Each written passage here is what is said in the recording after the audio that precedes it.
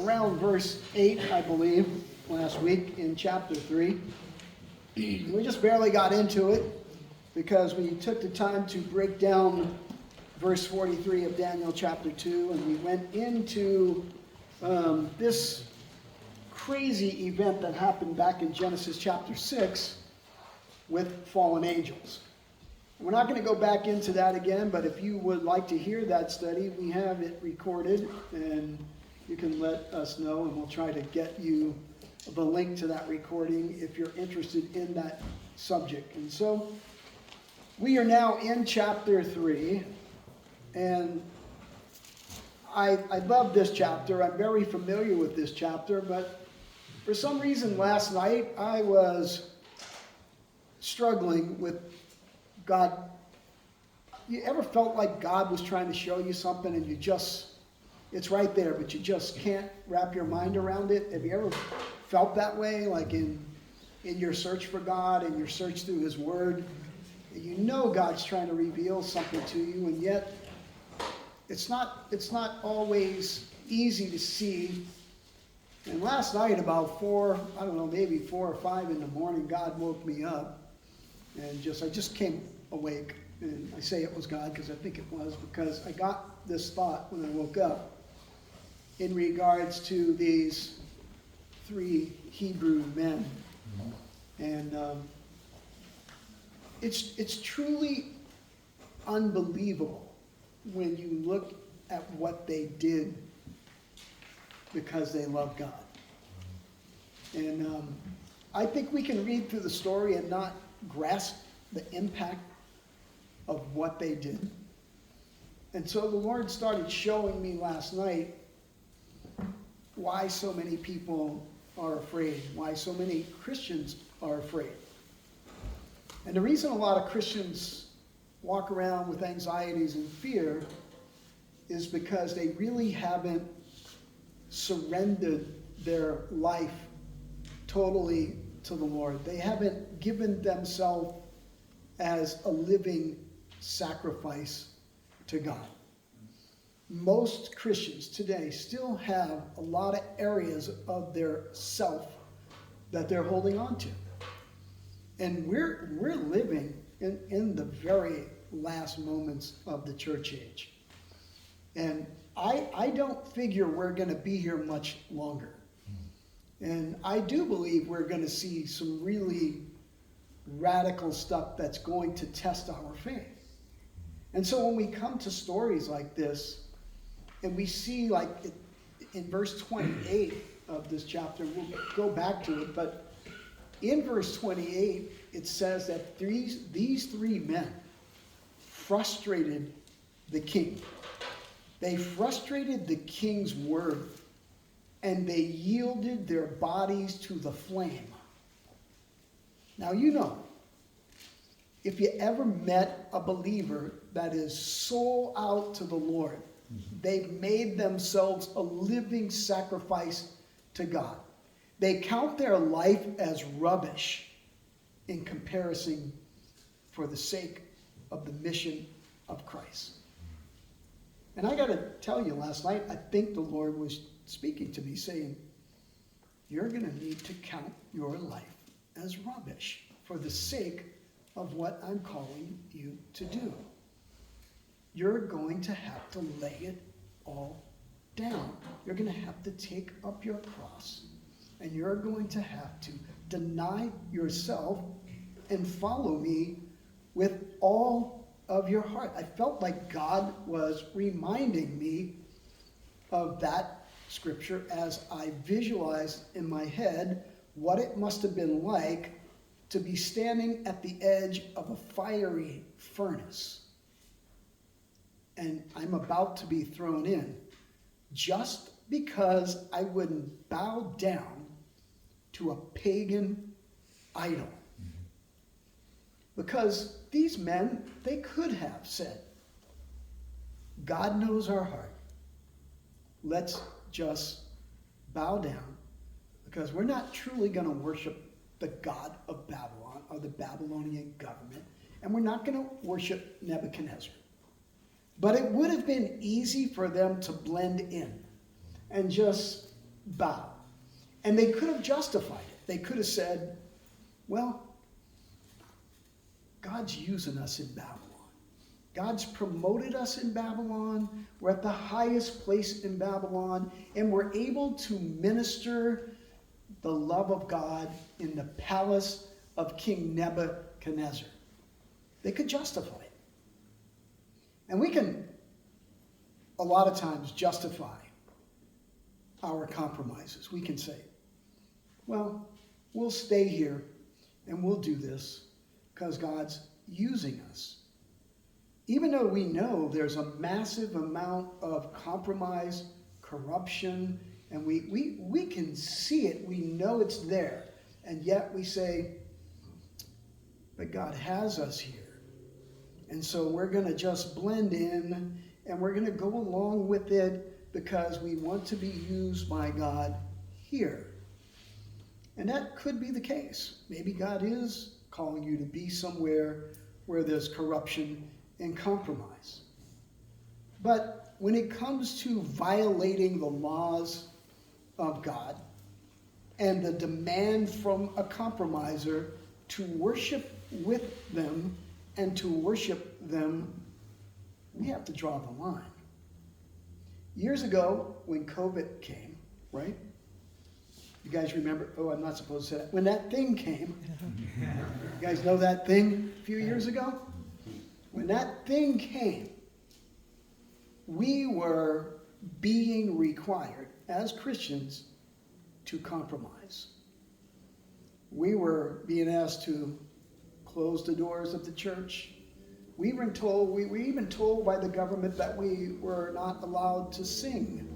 We weren't allowed to gather together. You weren't allowed to stand next to someone in a store or in a public place. You had to keep 6 feet away from another person. And this was a real intrusion on our liberties. And there were pastors that were saying that, according to Romans 13, we are to be subject to all governing authorities, no matter what. All governing authorities have been put there by God, and because they are put there by God, we are to obey the governing authorities. And it does say that in Romans 13, first couple of verses. But it goes on. And it goes on to say that all the governments that have been put there by God are there for justice and goodness. They are there to do what's right before God and before man. Now, it goes on to talk about the government executing justice on those who are evil. And the government is there for good. And it never goes on to address in Romans 13 what happens if the government that God puts there becomes evil. Or what if the government starts making requests that violate the commandments of God? There's really nothing in Romans 13 that tells us what to do if that should happen.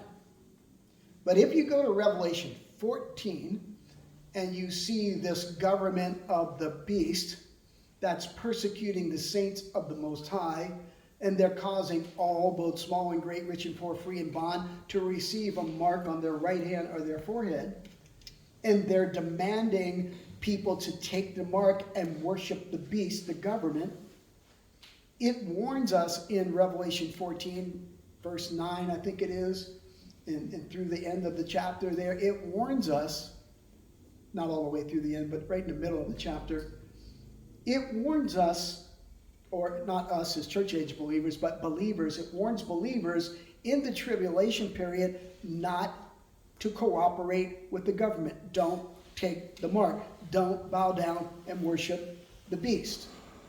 And so there is scriptures like we have here in Daniel chapter 3, where we see these Hebrew men that have submitted to the government.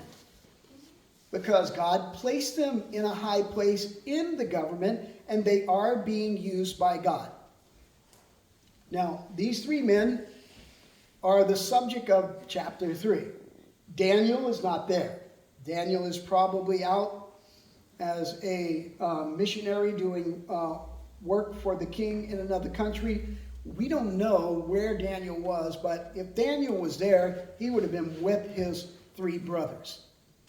And one thing we need to see about these three brothers is these three brothers, believers, I say brothers as brother believers, they were committed to serving God together. They were so unified that they would say in their heart, to live is Christ and to die is gain. We count our lives as rubbish for the sake of God. Our lives are nothing, but we belong to Him. And we are here to be used by Him. So these men were men that would not cooperate with the government. And even in the tribulation, when the Antichrist government comes, we are told in that Revelation 14 verse not to take the mark. Because if you take the mark, your soul will be condemned for eternity in judgment. So the Bible's very clear. It's clear in Daniel chapter 6, when Daniel was thrown into the lion's den, Daniel would not conform to an evil, persecuting government that wanted him to violate his ways in the Lord. So, we do conform to the government. We understand that the government's put there by God. But when the government is evil and they want us to commit an act of defiance against our God, we say, no. It's no. That's all. It's no. And they will come. And when they do come, it's going to be no. I will frustrate them to the maximum level, saying no. Now, the government's one thing, but we have tyrannical leaders in churches today that live in compromise. And they want you to compromise with them. They want you to become one with them. And if you do, then you'll get promoted in their churches. But when you say no to their compromise, no, I'm not going to do that, I'm not going to go along with that, then they will punish you. They will demote you. They will even remove you. Because what they have done was they have created their own little kingdom. And they're building their own little empire. And sometimes the pastor is like a king sitting on a throne, and he has his yes men that he picked all around him to protect him on his throne. So there are tyrannical governments even in churches. And I'm telling you guys, it is time to say no. No, we're not going to do what you're doing. No, we're not going to cover for you. No, we're not going to hide your sin and your corruption. We're not going to do it. And we need to be willing to face the circumstances of whatever that brings, because churches are getting dark and compromise is everywhere. And American Christianity has almost become something that God doesn't even recognize in the large sense. But there are a few men and women that will say, no, I don't care if you put me out. I don't care if you make false allegations. I don't care if you take my position. I will not bow down to your gods. I do not serve your gods. I will not go along with you in your idolatry. Oh, come on. It's not all that bad. You could just stay in your little place and minister to all the people like you do. We'll let you have that freedom. But you know what true freedom is? Listen to me close right now. True freedom is the ability to say no, even if you have to yield your bodies to a burning, fiery furnace. When you no longer count your life as something that is the most, in my life is the most important thing. When you have that attitude, you will not have freedom. You will be a slave to someone. And you will be compromising with someone. But these three men said, we will not. We will not bow down. We will not serve your gods. And we will frustrate you. You ever met a believer that was so strong in the faith and you wanted them to go along with something you wanted to do and they just felt like they were convicted by it and didn't want to do it? And they just said, can't do it. And you get frustrated. It's frustrating for people like Gavin Newsom. It's frustrating for people who are in compromise when they come up against a real believer that will not compromise. It frustrates them. And this is exactly what's happening to King Nebuchadnezzar. He is so frustrated that he can't get these guys to bow down and worship him. They just won't do it. And so he's angry and he's frustrated. And he's going to turn the furnace up 7 times hotter. And he's going to roast them to the maximum. He wants to kill them. He's so frustrated and so angry because they will not bow down. They will not cooperate with his evil government. Now, why is it that they couldn't bow down? Well, in Exodus chapter 20, God spoke to the Israelites and said, I am the Lord your God, who brought you up out of the land of Egypt. This gives me chills. And you shall have no other gods before me. You shall not make for yourself a carved image. And you certainly should not bow down to these gods.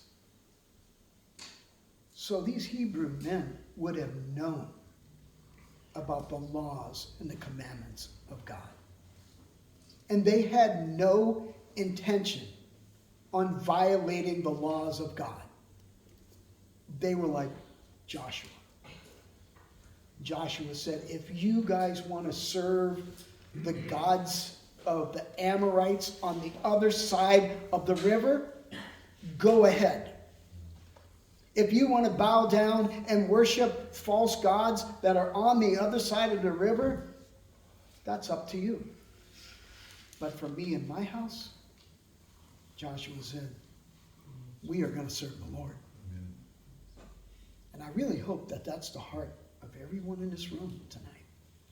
When you say, hey, I'm willing to lay down my life if that's what it takes to serve my God. And I'm not going to be lured into idolatry and the worship of false gods. And so this is the situation that they're in. They understood something that Jesus said, even though they lived before Jesus. They understood the principles that Jesus laid out. If any man or person seeks to save his life, he will lose it. And if any person desires to lose his life for my sake, you will find it.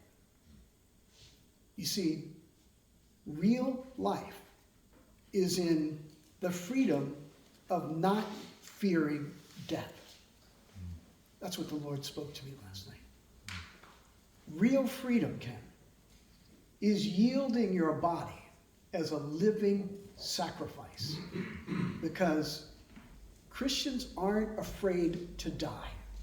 Because Jesus is the resurrection and the life. And if we really believe that, we know that they can only destroy our body. So we don't bow down to them to protect our body, but we fear God who can destroy our soul in hell. And so, this is the story that's before us. And I pray that everyone here will give full respect to this chapter, not just to hear it tonight, but to go home and read it and meditate on it. And let the Lord speak to you about what it really means to be a lover of God, to follow God, and to become a living sacrifice. Be willing to yield your body and count it as nothing for the sake of your love for God.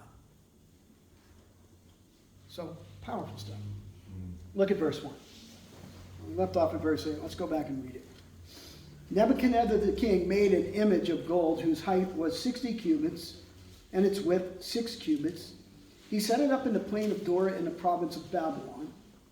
And King Nebuchadnezzar sent word to gather together the satraps, the administrators, the governors, the counselors, the treasurers, the judges, the magistrates, and all the officials of the province to come to the dedication of the image which King Nebuchadnezzar had set up.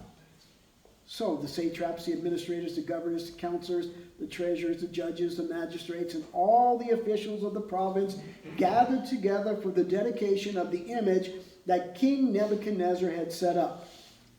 And they stood before the image that King Nebuchadnezzar had set up. Then a herald cried aloud, "To you it is commanded, O peoples, nations, and languages, that at the time you hear the sound of the horn, the flute, the harp, the lyre, the psaltery, and symphony with all kinds of music, you shall fall down and worship the golden image that King Nebuchadnezzar has set up. And whoever does not fall down and worship shall be cast immediately into the midst of the burning fiery furnace." So at that time, when all the people heard the sound of the horn, the flute, the harp, the lyre, in symphony with all kinds of music, all the peoples, nations, and languages fell down and worshiped the gold image which King Nebuchadnezzar had set up. Interesting how many times the word set up is used.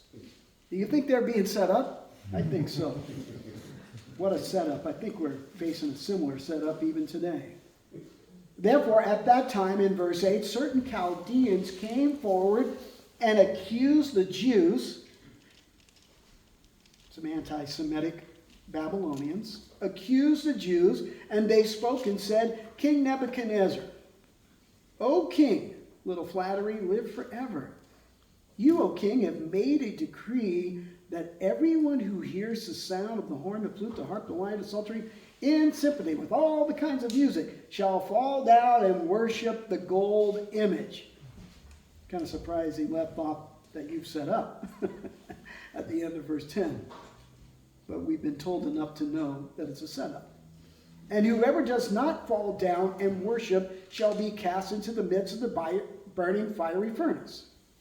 There are certain Jews whom you have set over the affairs of the province of Babylon, Shadrach, Meshach, and Abednego, and these men, O king, do not pay due regard to you." That's a lie. "They do not serve your gods or worship the gold image which you have set up." That part's true. So this is kind of where we left off. Now, we looked at the ceremony. We looked at the dedication of the image. We looked at the command to bow down and worship the image last week. And we looked at the consequences for those who will not bow down and worship the golden image. We also looked at the conspiracy of these Chaldeans. They are conspiring together. They are the local rats, the snitches, that are trying to protect their power. They are jealous because these Jews have been promoted to the highest level in Babylon.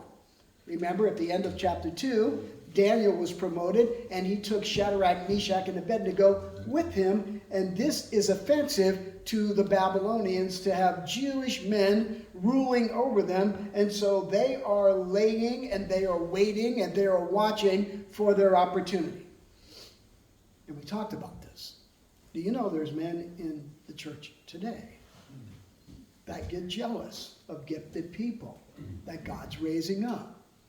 There's jealous men that don't like it when God is using other men and not using them. And they are envious. And they become a little group of rats or snitches that are looking for something. They're trying to find something. This happened to Daniel, right? In Daniel 6. And it's happening to these guys right now. And these guys are always lurking around, these guys that don't want to see anyone promoted above themselves because they are self-exalted. They want to be exalted. They want the highest position, and that's all they care about. But Shadrach, Meshach, and Abednego, they weren't seeking a position. God put them in a position, and now God has them there.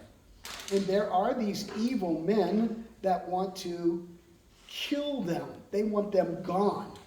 And they will do whatever it takes to see them go away.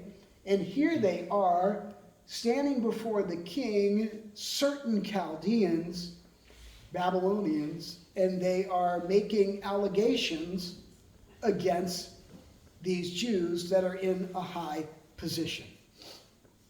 Now, we need to be careful that we do not become envious or jealous of someone God's using, or someone God's promoting, or someone that's being promoted to do things for God in the church.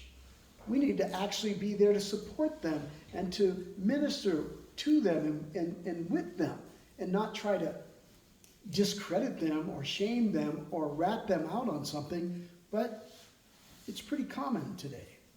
And so we talked about that a little bit last week. We also talked about how different kinds of music is used in Babylon. In Babylonian religion, in most religions, there's all kinds of music. And music is used to influence people, to draw them in.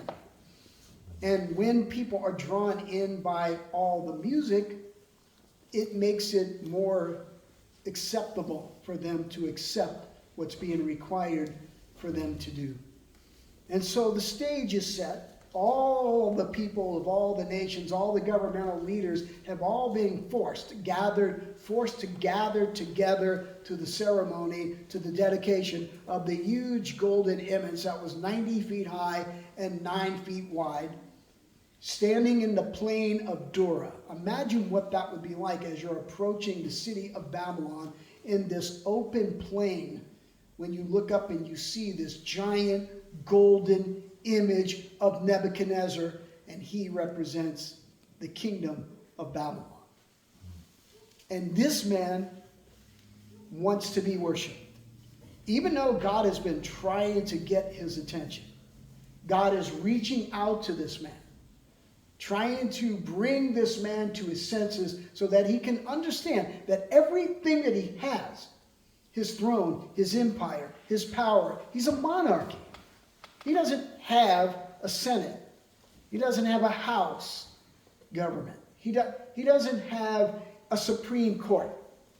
He is the final authority. He is the one singular authority in Babylon. And that makes him like a type of the Antichrist who will come during the tribulation and be a one single authority that dominates the world in the last days. And we talked about the comparison between what's happening here and what's going to happen in the future with the man of sin when he causes all, both small and great, rich and poor, to receive a mark and to worship the beast. So we see that parallel. But this man has all the power, and God's trying to let this man know that, bro, you wouldn't have anything if it wasn't that I gave it to you. I gave you the throne. I gave you the power. I gave you the wealth. And now you're flaunting it. And now you're abusing it. And now you're persecuting my people with the very things that I have given you. And God's going to deal with this man. What a message it is for us. When we are in compromise, and when we are bowing down to idols, and listen, an idol doesn't have to be a giant golden statue in the plain of Dura. An idol in our lives could be anything that consumes us. It's the thing we live for. We wake up thinking about it. We go to bed thinking about it. And it's all we can think about. It's what we love. And it could be anything. It can be a career. It could be a job. It could be a person. It could be something you just cherish above everything else. But mostly something you love more than God. That could be an idol. And it'd be wise for all of us to slow it down a little bit and say, what is it that drives me? What do I get out of my bed for every single day? Why do I do what I do? Is the Lord God the priority of my life? That's a question I have to constantly ask myself. Lord, what am I doing? Did you know even ministry can be an idol? Even ministry can lead you away from God and into dead works. And so here we see the situation now that these three godly men, and what I want you to see tonight is the unity that these brothers had. These brothers were unified together in their love for God. It wasn't just one man. It was three men that said, no, sorry, we're not going to serve your God. Three of them together. They stood together. And if you persecute him, then you persecute me. Do we ever see that kind of unity today? Where we're willing to die? Not only for God, but for and with our brothers? Man, what a challenge that is to all of us. So, these guys are now being ratted out by some Babylonian guys that are jealous. Then when King Nebuchadnezzar heard that Shadrach, Meshach, and Abednego would not bow down, in verse 13, Nebuchadnezzar, enraged and fury, gave the command to bring Shadrach, Meshach, and Abednego. So they brought these men before the king. Now we're going to see the coercion. We saw the conspiracy. We saw the consequences, the conspiracy, the coercion.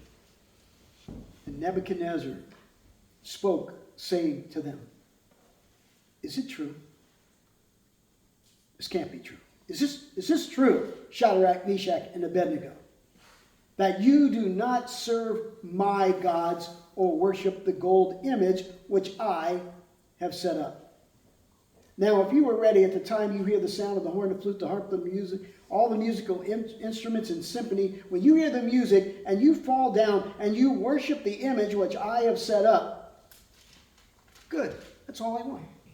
I just want you to conform to me. I want you to bow down and worship me and worship my government. That's all I want. I'm giving you a second chance.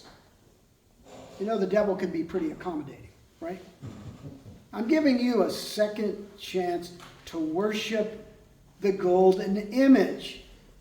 But if you don't, you shall be cast immediately into the midst of the burning fiery furnace. And boy, here's a mistake that he makes. And by the way, who is the God who will deliver you from my hands? You're about to find out, buddy. Who is the God Who is this God that you're so dedicated to that you're willing to be thrown in the fiery furnace? Well, Nebuchadnezzar, you should already know who that God is because you already declared that he's the God of heaven, the only God, because no one can interpret a dream. There's no human being that could have done what Daniel did except it was the God of Daniel. So he's already acknowledged that there's a God in heaven. He's already acknowledged Daniel's God, but yet now 20 years has gone by and he's lost sight of that, and now he's like, who is this God? You ever had someone mock you that way when you were trying to tell them about God? Ah, who's this God? I got my own God. Look at him. He's standing out there in the plain of Dora, a big metal statue of me. I'm God. I don't need no other God. Look at me. I got my throne. I got my power. I'm the dominating superpower of the world. And I don't need... Who is this God that you're so loyal to?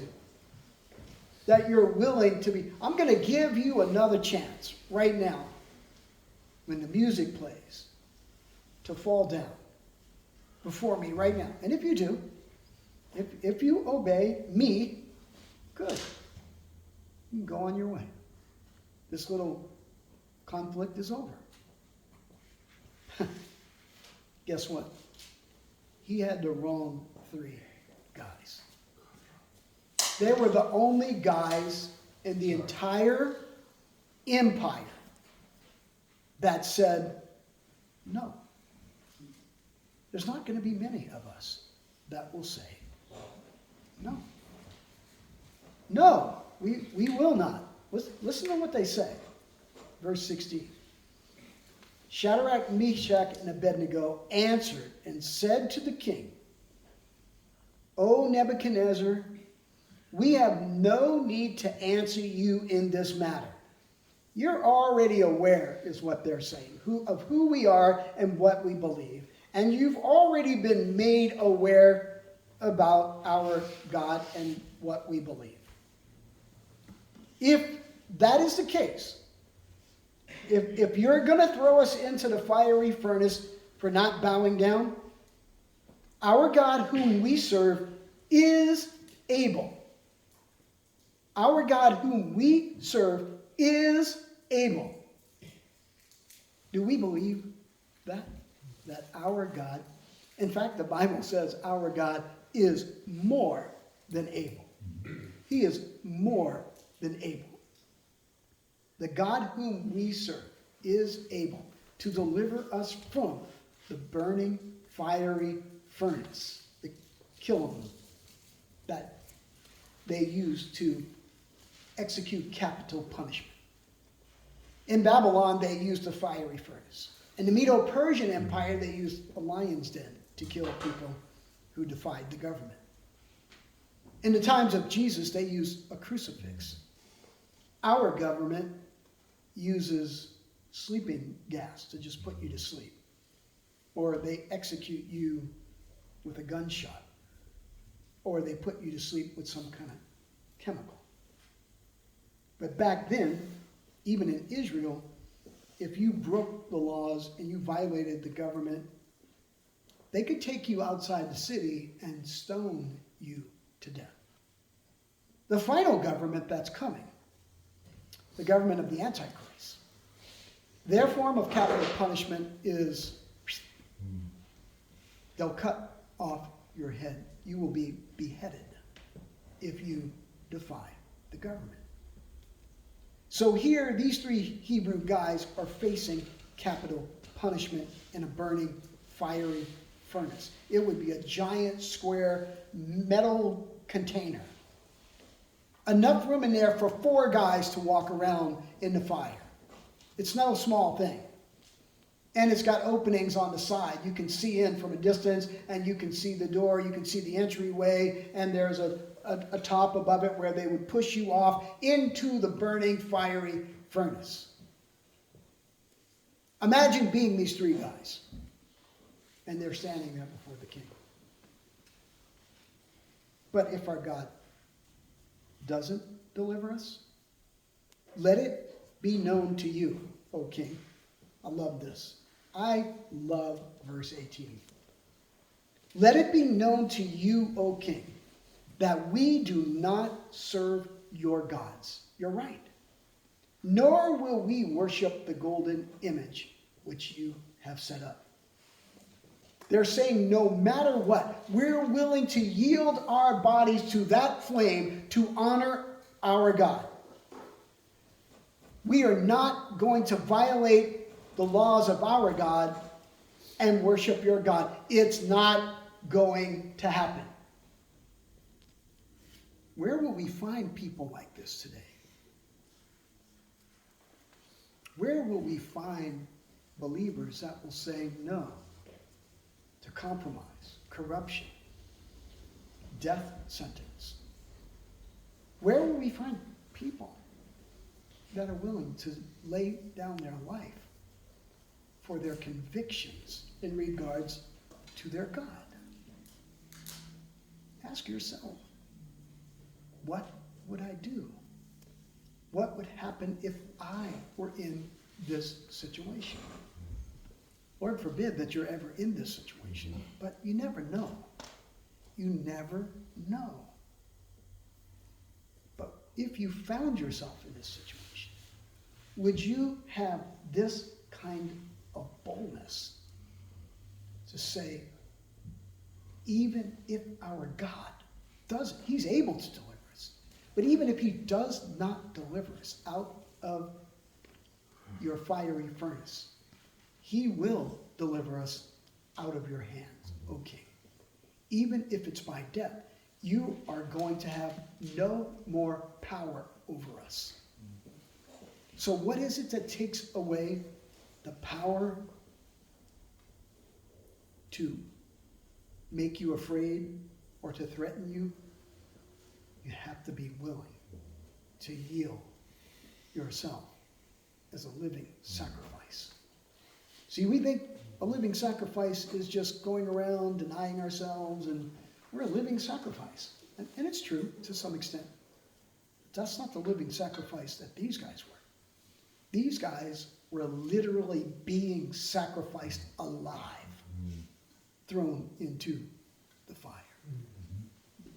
Imagine that. Because we can hear all the tough guy talk in church, right? Churches are all about, now it's all about masculinity. We're going to be the tough guys, right? We're going to fight the government, push back. We're going to... Really? You want to know what a tough guy is? A real tough guy, according to the Bible, is the guy that says, though you slay me, I will praise his name. Though you threaten me, I will stay loyal to my God. I will remain an honorable man, and I will not go against my convictions and compromise with you. That's Shadrach, Meshach, and Abednego. If you want to know what a masculine man... Listen, single ladies that are here tonight, when God brings a person, a man into your... Not a person, a man. God brings a man into your life. If you want to find out if he's a real man, you check out if he's the kind of guy that stands on his principles, sticks to his word, and does what's right, and honors God. If you get a man like that, you got a treasure. Men, if you get a lady like that, you got a jewel. No pun intended. Her middle name is Jewel. You got a jewel. Married people, if you have, ladies, if you have a husband that says, as for me and my house, we're going to serve the Lord. We're not going to bow down. We're not going to dishonor our God. You got a good husband. Husbands, if you got a wife that says, honey, do what you're supposed to do and honor God.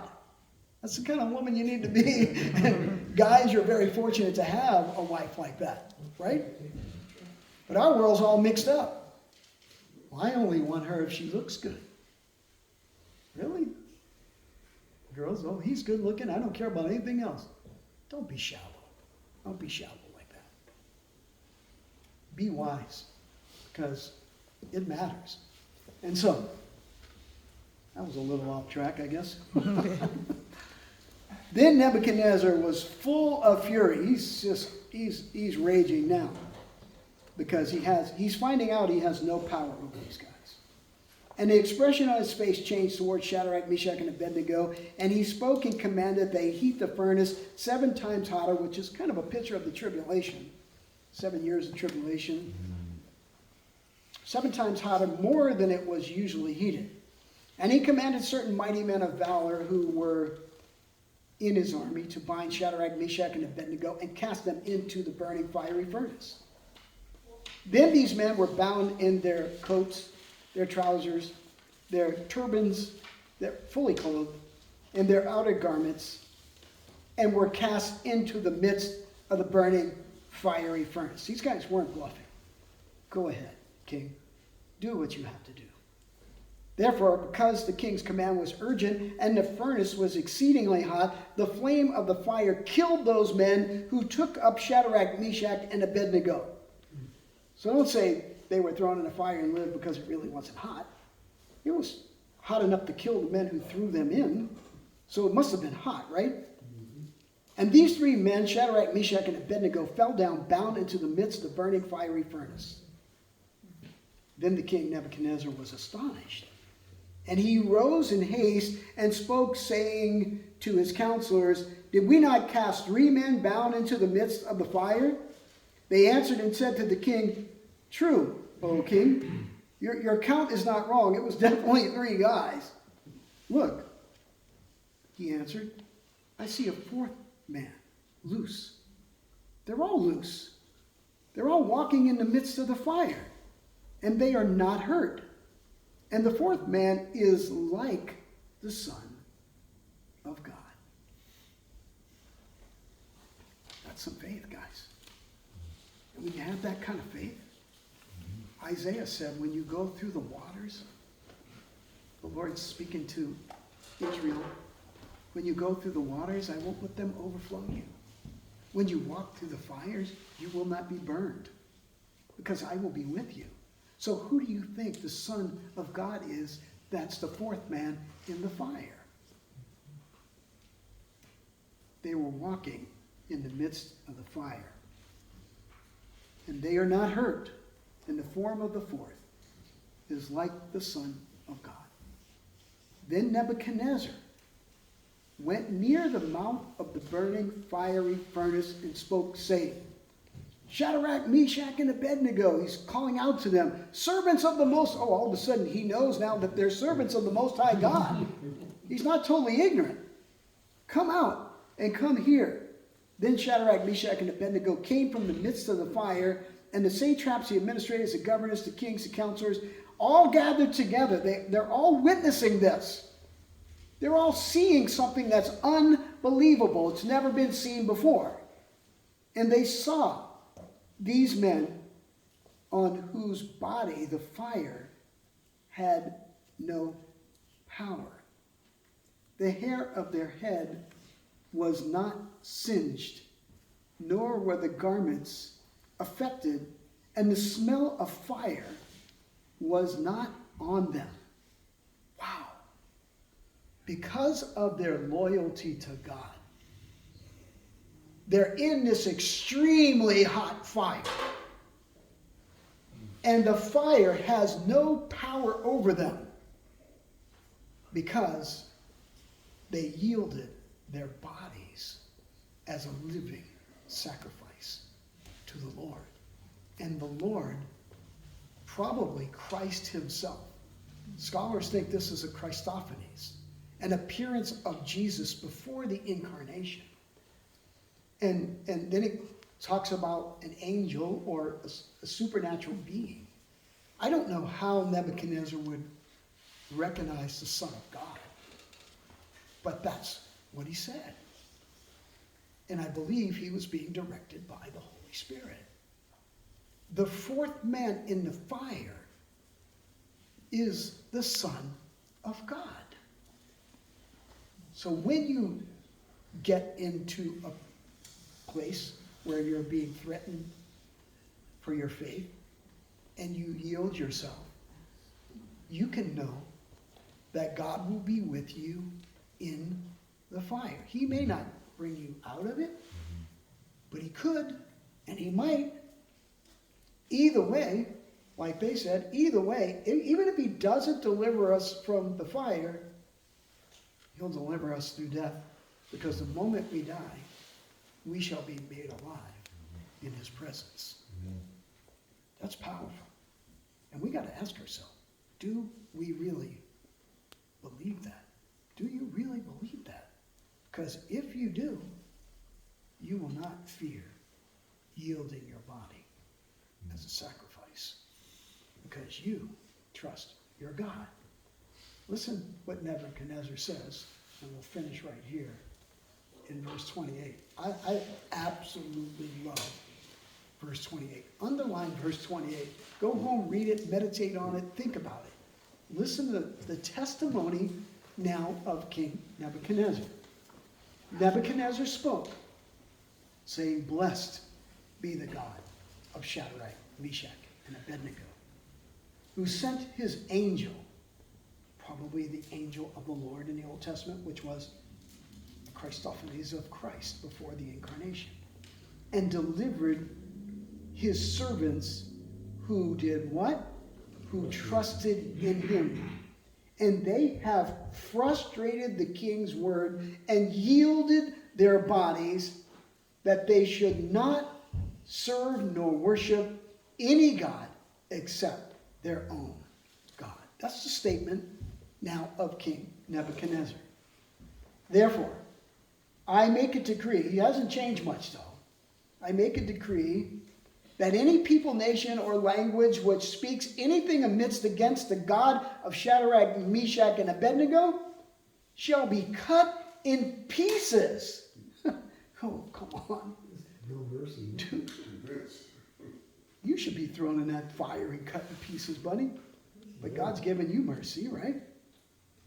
"And their houses shall be made an ash heap, because there is no other God who can deliver like this."